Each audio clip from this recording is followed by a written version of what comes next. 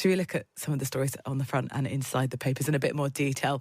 Alex Petropoulos, political commentator with Young Voices UK, joins me to do just that. Alex, good morning. Good morning, Rosie. That other story on the front page of the Times is what we were just discussing with Terry there, that definition of an extremism to be widened. Do you think Terry sort of laid out the details for us? Do you think it's a necessary course of action? I'm definitely hesitant to call it necessary. I think that I've yet to be sort of shown a clear-cut example of, this is an example of an organization who doesn't fall under the current rules, and this is an example who does, and this is why we need to widen it.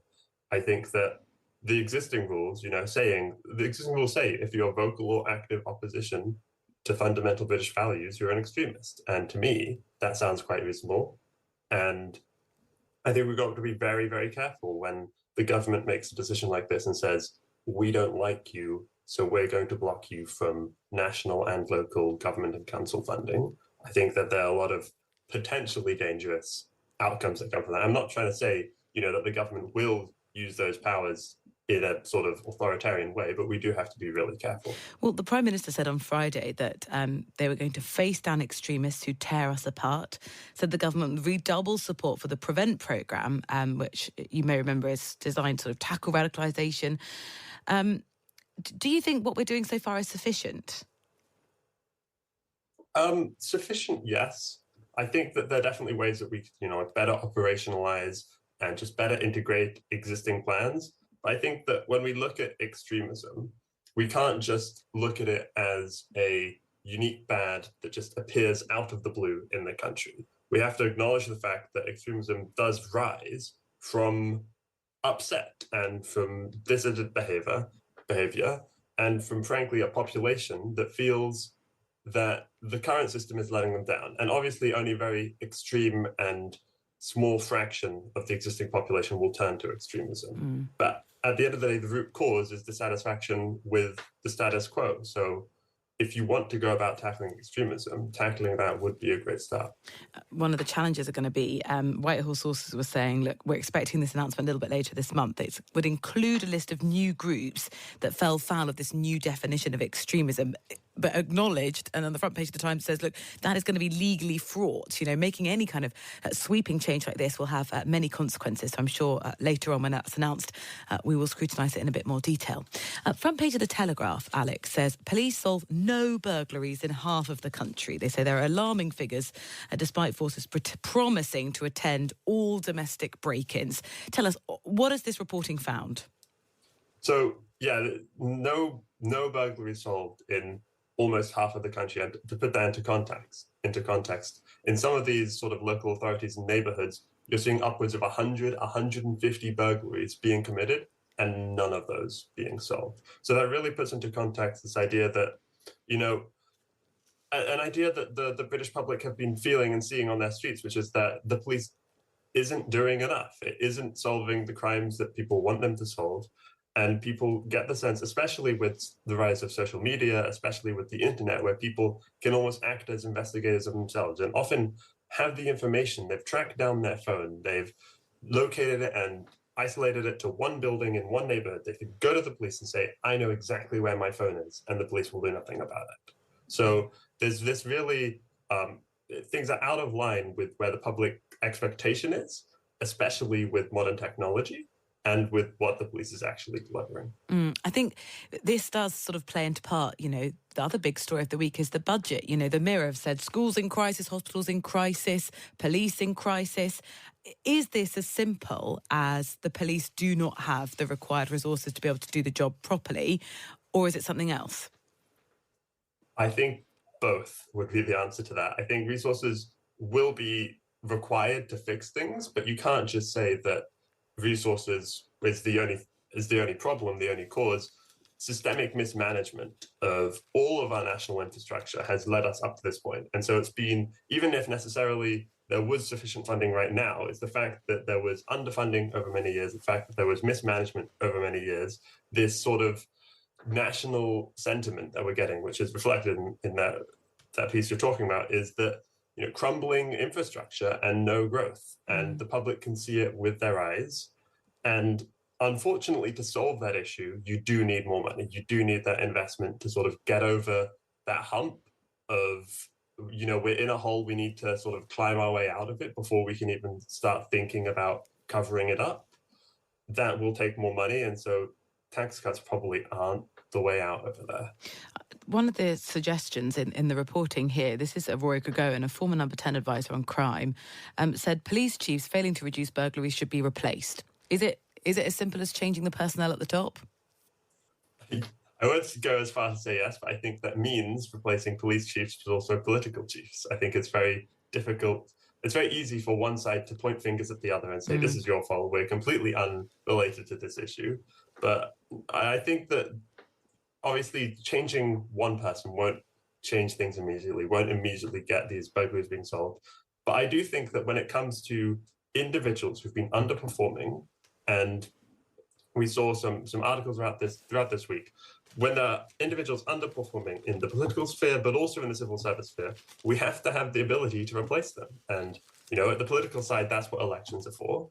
And on the civil service side, there should be mechanisms in place for us to say, look, mate, you're just not cutting the job. We need to find someone better. I think what's really interesting is that both parties, the Labour Party actually doesn't sound that dissimilar to the Conservative Party in terms of their electioneering strategy, in terms of crime. They say we're going to get tough on crime. They want to send more people to prison. I think that the kind of dividing lines between these two parties are sort of quite hard to find.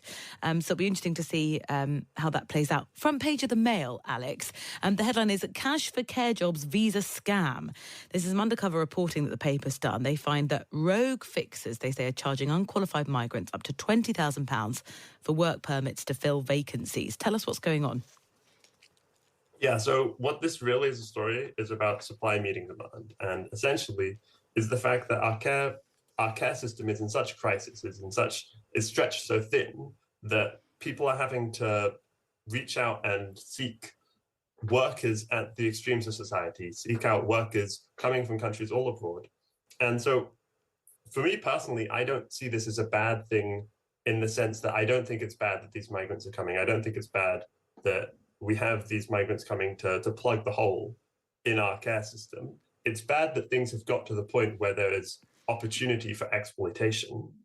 But a lot of the suggestions within this story would be saying, we've got to put up restrictions. We've got to be much more careful about who we let into our care system. I think that's ignoring the problem. And I think that would make the problem far worse, which is the fact that our care system is, for lack of a better term, on life support. And we need this sort of influx of extreme work-talented migration to solve this problem. I think what they're also revealing is that they're saying the checks aren't good enough. They're not strong enough to make sure that people have got the appropriate level of qualifications and training to take in these jobs. Some of the most important jobs, those looking after, those in care homes. Yes, but I think we also have to think about what the alternative would be. If we made these checks stricter, that would mean less people working in care homes. And that would probably mean more people dying, because at the end of the day, the care system is stretched so thin. That's why we have almost this necessary evil. And I think that's what the government sees it as, because the government has been very clear in its ambition to reduce immigration.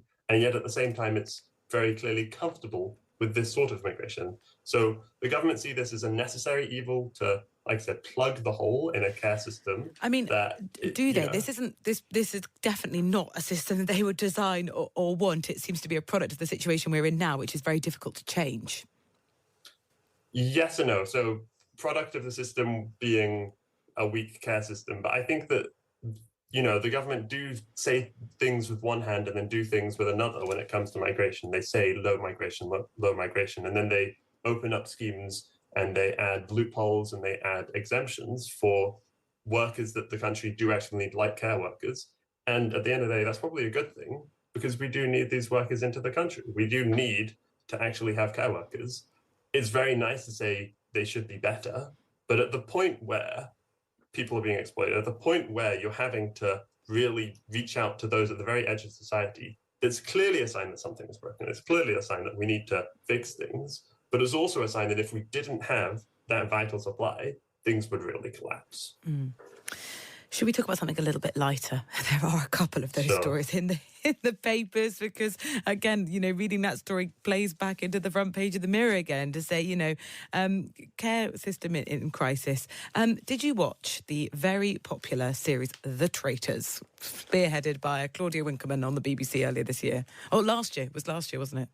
I've watched lots of YouTube clips of it. I can't say I've actually watched the show. I think a lot of my watching nowadays tends to be clips on YouTube. Oh, you missed some of that great theatre and drama in the television arena. Well, would you be tempted to apply to take part in The Traitors? I think yes, but I think that I do have to sort of question the motivations of lots of people applying. We saw the front page, or the page reading that 300,000 people applying to join the show. I do wonder how many of these people actually want to participate on a show with these sort of like a gamified reality TV, and how many people actually are just seeking stardom. Well, I think the producers say they're really seeking out those who just want to be influencers. And having watched the programme, it's one of the only really reality TV series, and I think Celebrity Big Brother starts again this evening, according to some of the papers, where they really, really are just wanting interesting characters and different dynamics. They're going to have a lot to choose from if 300,000 decided to apply. But it sounds like, Alex, you're not one of them. No, I don't think I would be one of them because, if you really want to sort of have these sort of gamified challenges and shows, you can just do it yourself. You can just set up your own sort of TV style game show, like a high stakes dinner party or something. Oh gosh, yeah, I've done it with my friends, and I've said, we're going to be doing this. These are the challenges you're going to have to be setting out. This is what you're going to do. We'll all come and meet across the country. It's sort of like an annual reunion. It's more modelled on Taskmasters than The Traitors, but if you want to do it yourself, I think you can. And then you don't run the risk of national humiliation if you're on the television. Alex, thank you so much for that story in The Sun.